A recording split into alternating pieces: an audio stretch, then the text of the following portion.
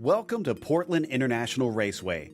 Located on the north side of Portland, Oregon, and right next to the Columbia River, the track is known as the premier racing circuit in the Pacific Northwest. It's by no means a very long circuit, with its two layouts clocking in just shy of 2 miles, or just over 3 kilometers in length. Depending on which one you choose, it has 9 or 12 corners to navigate over the lap. In the chicane version, the Shelton chicane absolutely smacks you in the face and presents the best passing opportunity. But watch out on lap 1, because these bends are notorious for causing messy pileups. Turns 4, 5, and 6 will take you on a sweeping ride, but they spit you out into the extremely important turn 7. This hairpin does offer chances to pass if you're sneaky, but it's more notable for the fact it leads onto the long backstretch. Failing to get a good exit out of there will leave you incredibly vulnerable.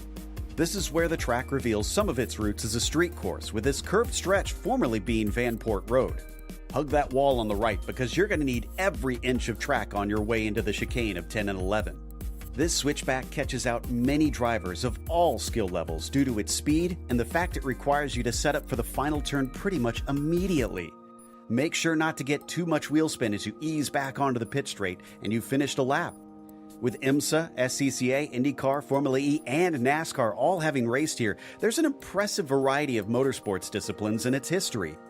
Considering no other major racing tracks are remotely close by, PIR is king of the roost in the Northwest, and one loved by fans across the country.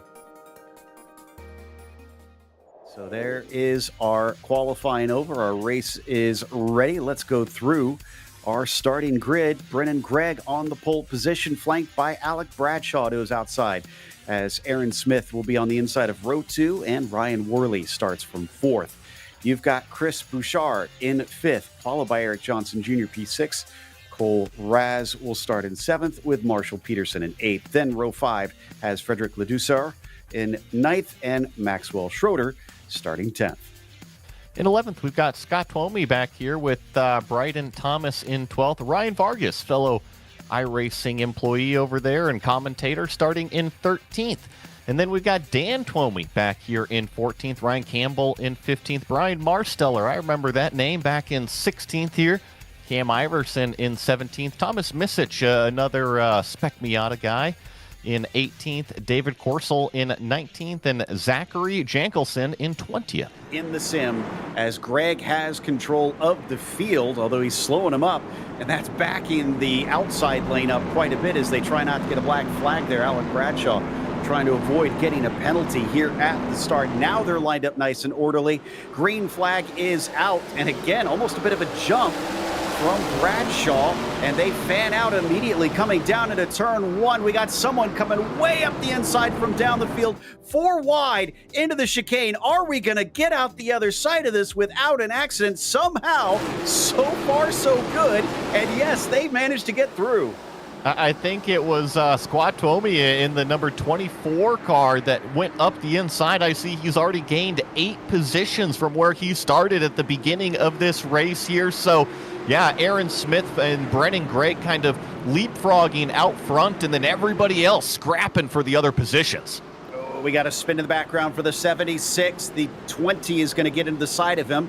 Most everybody else is going to be able to avoid, so great job on that. Although we get more 3-wide action down into turn 7. It's an almost traffic jam through there. It is a huge funnel effect, and now we got to launch ourselves out onto this back straightaway for the first time. Remember, we saw over 170 miles an hour with the cars in qualifying, and then you got to jump on the brakes, a fast left, and then back through the right. Cars already hitting each other, and off they go. That's the number 2 and the number 13. Just like there. Meantime, look at this, 2x2 down the back straightaway. And unfortunately for Sancinelli, he seems to lack some speed. Parcher gets by, and now Bergeron does too. Might lose a third one. White thought he could get his nose in there, but gets chopped off at the apex. 6 cars, make that 7 actually, nose to tail coming onto the main straight to start lap 9. As far as I'm concerned, Joe, there's pavement. I can drive on it. Right. And anything that is there, you can use it, especially when it comes to the way NASCAR tends to police these things.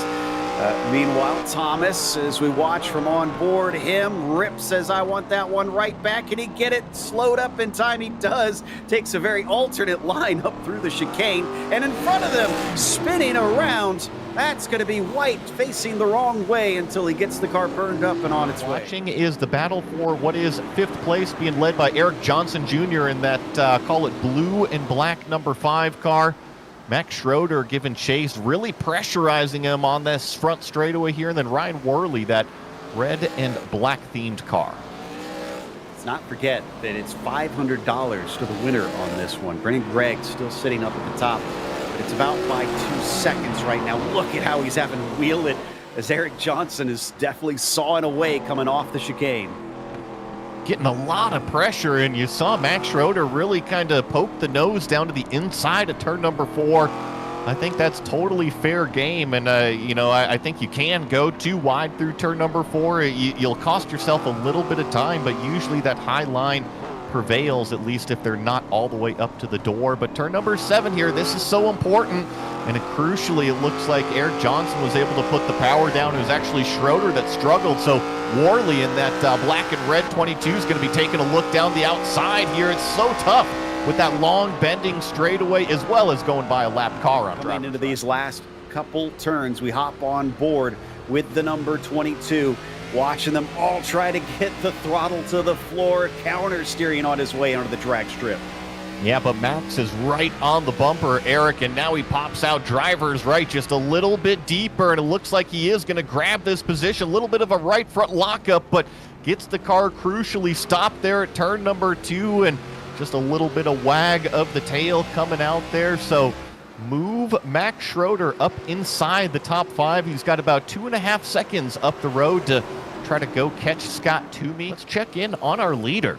This is Brennan Gregg, who has really had no problems at all out front. However, that yellow number 70, Aaron Smith, has just kind of been keeping him honest back there. He's only about 1.3 seconds back. He was as big as 1.8 seconds back. So I think that Aaron is definitely doing a good job to make sure Brennan stays on it. No, looks like Max and Eric came together there at turn number 7. He gets it turned around, but there goes all that hard work. Wow, Vargas gets a power slide in front of him as he gets a front row seat to the show. Is that going to be enough to give him a chance in the 1? Hard on the brakes right here into the first chicane.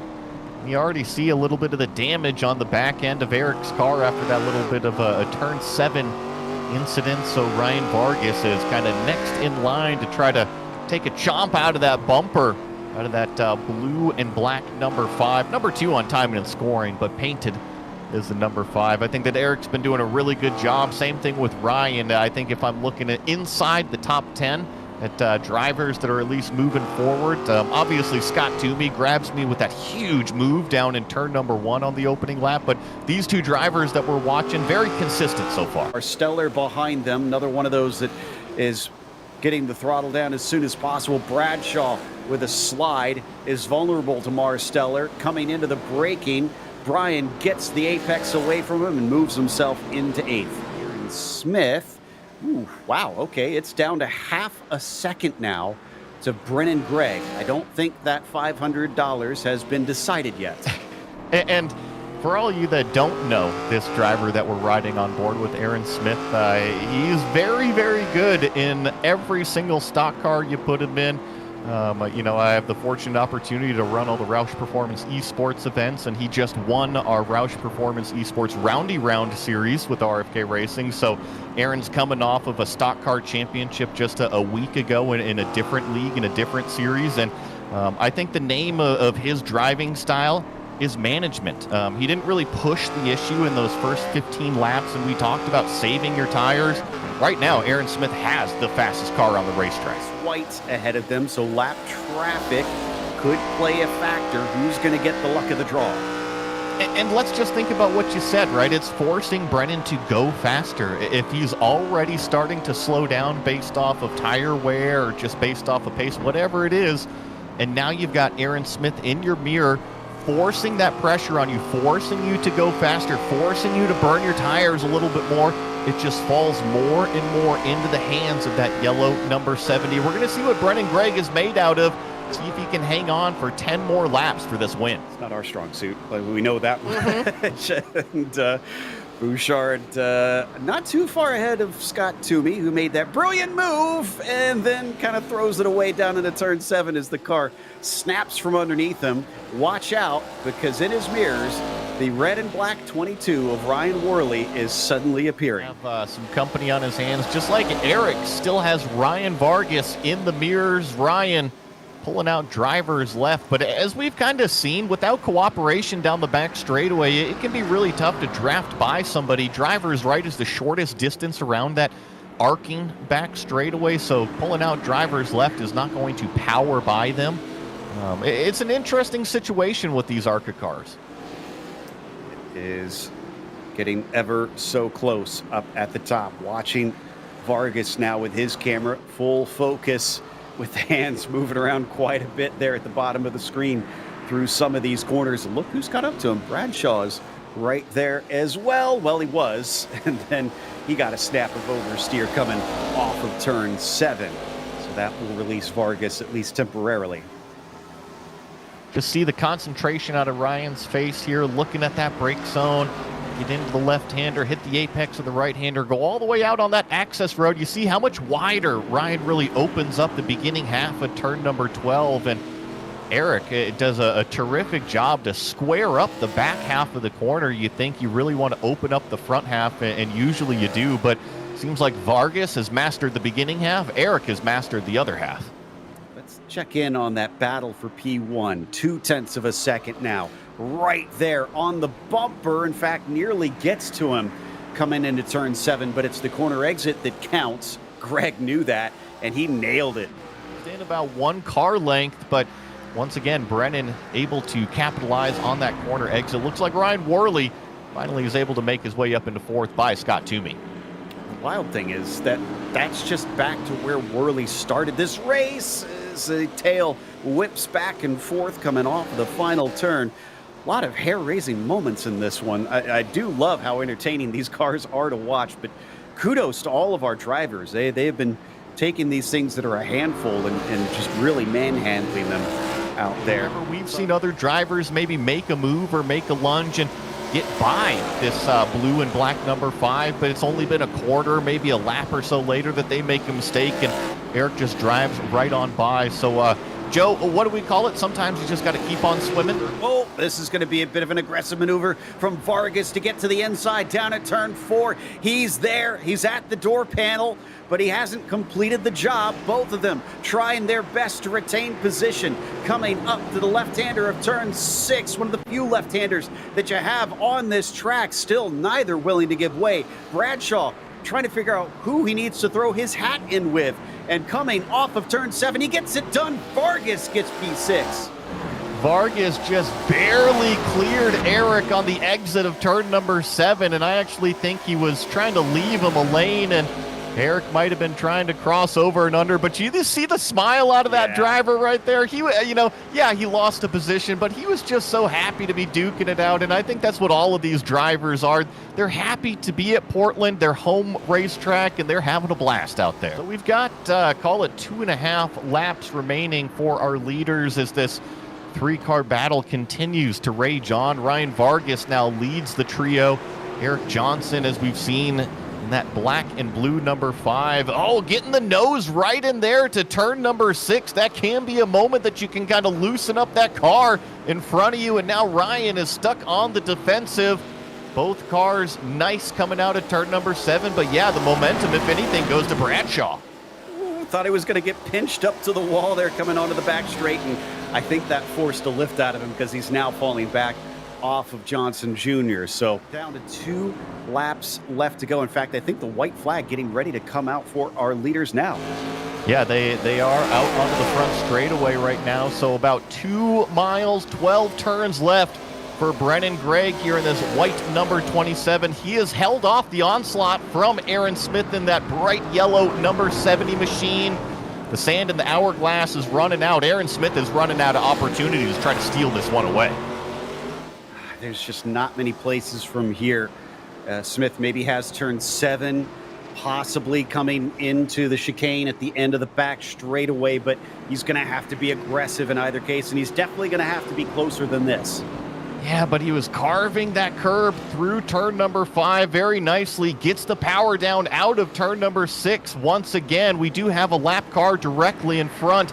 It's going to have to be a mistake out of Brennan Gregg through turn number 7, but guess what? That does not happen. Looks like the lap car is aware of the leaders. He's going to stay well off of the racing line. It's up to Brennan Gregg to stay mistake-free for 3 corners. Half a lap to decide, a cool $500 today. Who is going to come away with it as they enter the last few corners? Gregg holds the upper hand. Smith could try and launch off the line a little bit better than him. Looks like he's got a good exit, but I don't think it's enough, and the car just doesn't have it in him. Brennan Gregg is going to survive the onslaught to take the win.